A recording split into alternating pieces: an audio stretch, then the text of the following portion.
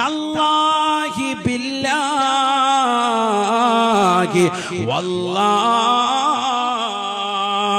അല്ലാഹുവിനെ തന്നെയാണ് സത്യമെന്ന് സത്യം ചെയ്യുന്ന മുസ്ലിമേ, ആ സത്യം വാഗ്ദാനം നടത്താതെ വരുമ്പോ ആ സത്യത്തിൽ പിഴവ് വരുന്ന വേളയിൽ നീ ചെയ്യുന്ന കടമകളെ കുറിച്ച് ഖുർആൻ പറയുകയാണ്. ഫമല്ലം യജിദ് ഫസിയാമു സലാസതി അയ്യാം,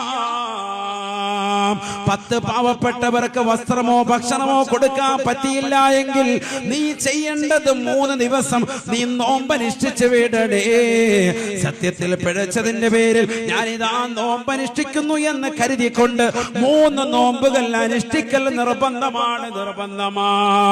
ഖുർആൻ അടിവരയിട്ടുകൊണ്ട് പറയുകയാണ്, ലാലിക കഫാറത്തു ഐമാനിക്കും, ഇതാണ് നീ സത്യം ചെയ്തതിന്റെ പ്രായശ്ചിത്തമെന്ന് വിശുദ്ധമായ ഖുർആൻ. ഫഹ്ഫളൂ ഐമാനക്കും, അതുകൊണ്ട് സത്യം ചെയ്യുകയാണ് എങ്കിൽ ആ സത്യത്തെ പൂർത്തീകരിക്കണേ, അതിനെ സൂക്ഷിക്കണേ. അത് അമാനത്താണ്, ഗൗരവമാണ്.